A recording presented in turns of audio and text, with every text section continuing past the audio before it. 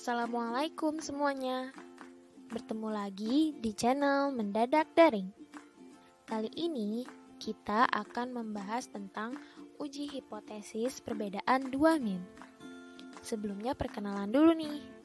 Kami dari kelompok 6 kelas 3D yang beranggotakan saya Dia Devara Kusumawardani dan kedua teman saya yaitu Safa Sausan dan Tifania Hapsari Paramita. Selamat menyaksikan. Sebelum kita mulai, pernahkah kalian membandingkan satu kelompok dengan kelompok yang lain dengan menghitung rata-ratanya? Dalam statistika, hal ini disebut juga dengan uji hipotesis perbedaan dua min. Uji statistik yang membandingkan min dua kelompok data ini disebut juga dengan uji hipotesis perbedaan dua min. Uji ini digunakan untuk mengetahui ada atau tidak adanya perbedaan atau kesamaan rata-rata di antara dua buah data. Misalnya, bagaimana perbedaan tekanan darah penduduk dewasa orang kota dengan tekanan darah penduduk dewasa orang desa? Yang kedua, apakah ada perbedaan berat badan antara sebelum mengikuti program diet dan sesudah mengikuti program diet? Yang ketiga, apakah ada perbedaan nilai ujian statistika antara mahasiswa reguler dengan mahasiswa program khusus di S1 Kesehatan Masyarakat UPN Veteran Jakarta? Nah, untuk mencari tahu hal-hal tersebut, diperlukan asumsi dasar yang mendukung sebagai kriteria uji hipotesis perbedaan dua min.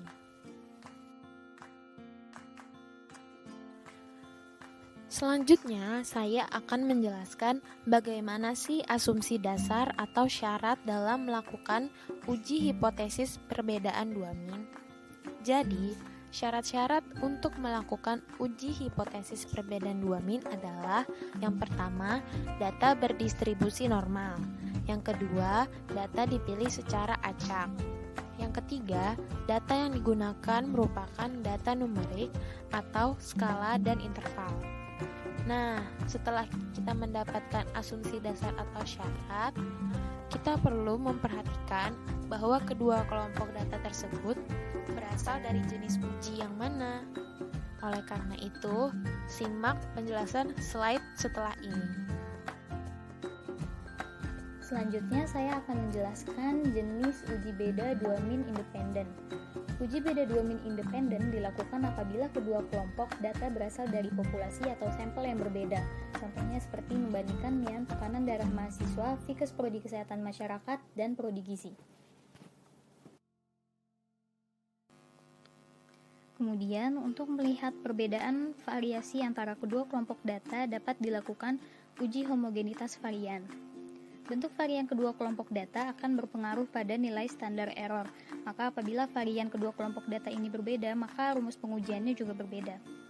Uji homogenitas varian ini dapat dilakukan dengan perhitungan uji F dengan rumus sebagai berikut. S1 itu menunjukkan varian yang lebih besar berfungsi sebagai pembilang, dan S2 sebagai varian yang lebih kecil berfungsi sebagai penyebut. Lalu DF1 dan DF2 ini adalah degree of freedom dari kelompok 1 dan 2, dan N1, N2 adalah jumlah sampel kelompok 1 dan 2. Lalu ada uji T bebas yang digunakan untuk membandingkan rata-rata antara dua kelompok yang berbeda. Prinsip uji T bebas adalah jika tidak ada perbedaan rata-rata, maka rata-rata kelompok 1 dikurangi rata-rata kelompok 2 sama dengan 0. Sampel independen memiliki dua kemungkinan, yaitu variasi populasi sama dan variasi populasi beda. Yang pertama kita akan membahas variasi populasi sama. Jadi uji beda dua min dapat dilakukan dengan menggunakan uji Z atau uji T. Dilakukan uji Z apabila standar deviasi populasi diketahui dan jumlah sampel lebih dari 30. Kemudian dapat dilakukan uji T apabila standar deviasi populasi tidak diketahui dan jumlah sampel kecil.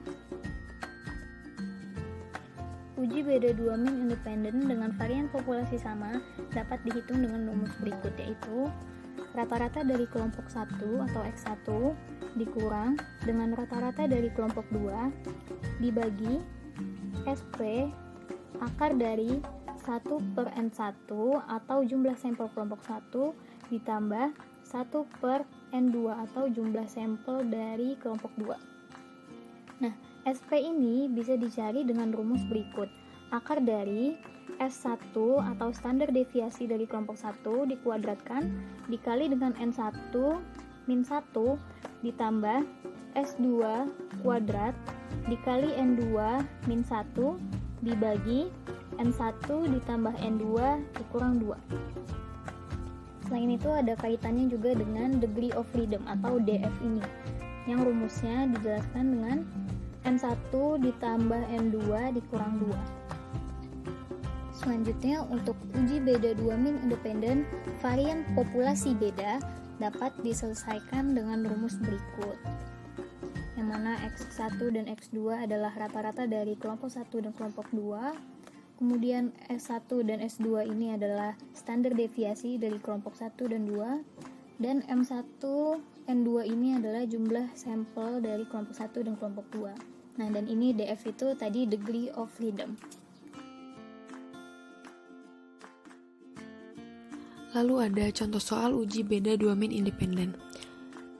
Seorang pejabat Departemen Kesehatan berpendapat bahwa rata-rata nikotin rokok jarum lebih tinggi daripada rokok Wismilak. Untuk membuktikan, dilakukan penelitian dengan sampel 10 batang rokok jarum dan 8 batang rokok Wismilak. Dari hasil olah data dilaporkan rata-rata kadar nikotin rokok jarum adalah 23,1 mg dengan standar deviasi 1,5 mg. Sementara itu, kadar nikotin rokok Wismilak rata-rata 20,0 mg dengan standar deviasi 1,7 mg. Berdasarkan data tersebut, ujilah pendapat pejabat Departemen Kesehatan tersebut dengan menggunakan alfa 5%. Kemudian, jawabannya ada 2 langkah. Langkah yang pertama ada periksa homogenitas varian dengan uji F. F sama dengan 1,28, degree of freedom 1 sama dengan 7, degree of freedom 2 sama dengan 9. Lalu nilai F sama dengan 1,28 dan terlihat angka tersebut terletak di atas angka 2,51 pada area 0,1, artinya P lebih besar dari 0,1. Keputusannya HO gagal ditolak. Jadi varian kadar nikotin rokok jarum sama dengan rokok Wismilak. Lalu langkah yang kedua adalah uji beda 2 min varian sama.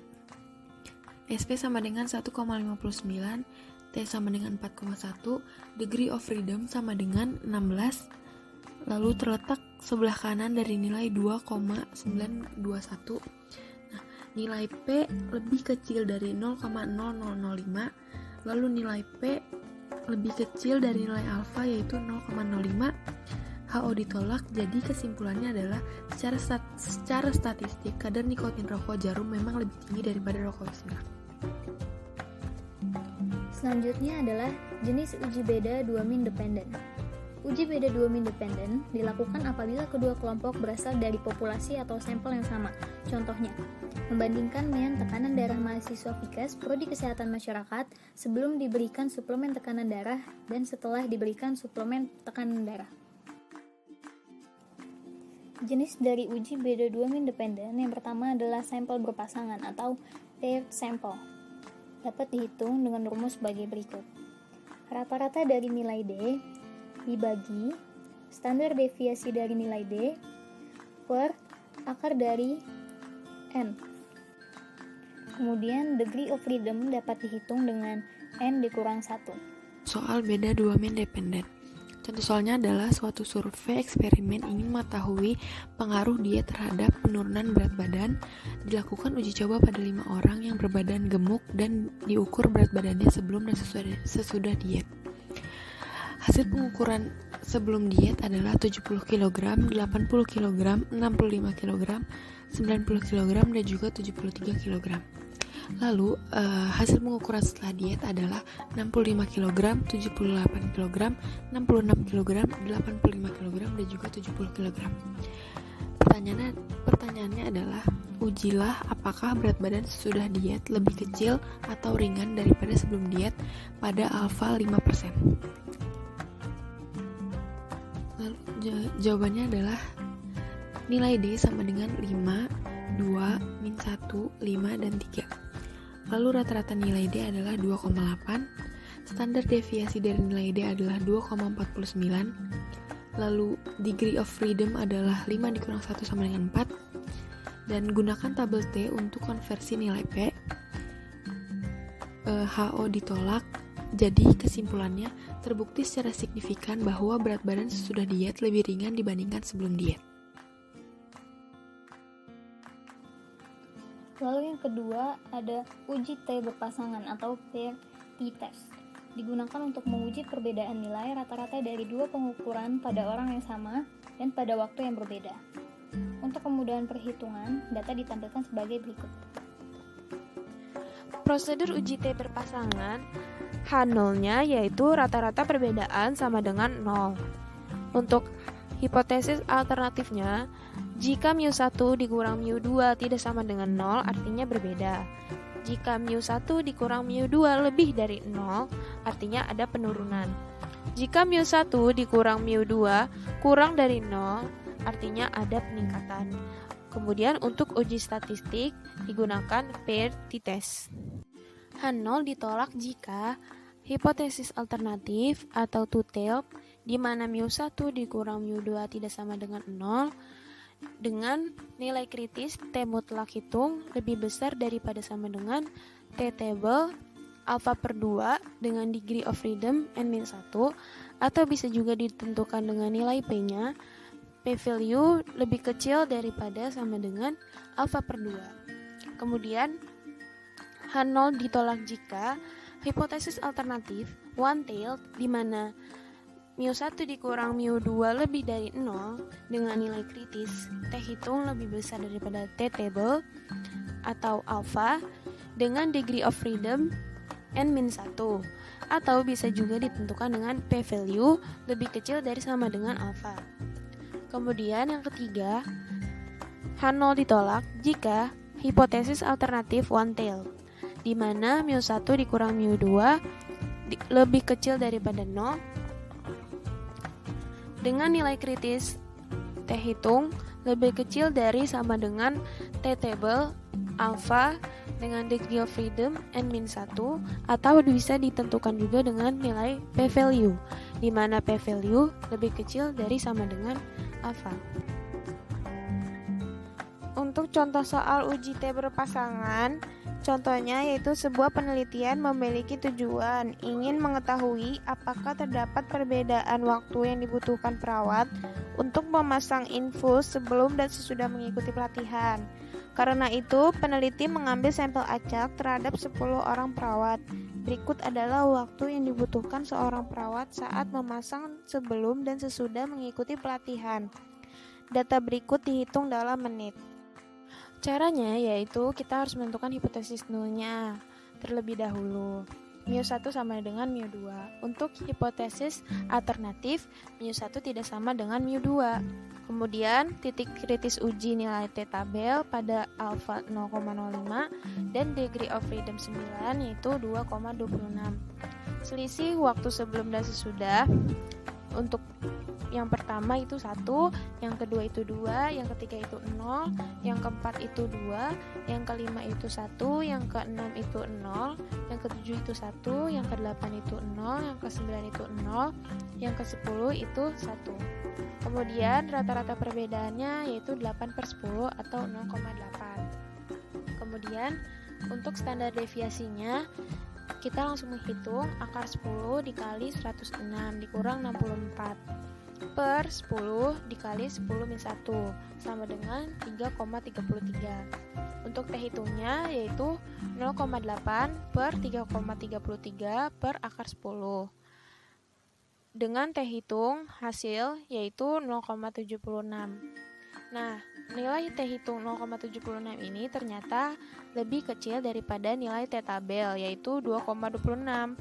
Hasilnya H0 diterima. Kesimpulan, tidak ada perbedaan waktu yang dibutuhkan perawat untuk memasang infus sebelum mengikuti pelatihan dan sesudah mengikuti pelatihan. Terima kasih telah menyaksikan video kelompok 6 ini sampai habis. Sampai berjumpa lagi di video-video selanjutnya. Assalamualaikum warahmatullahi wabarakatuh.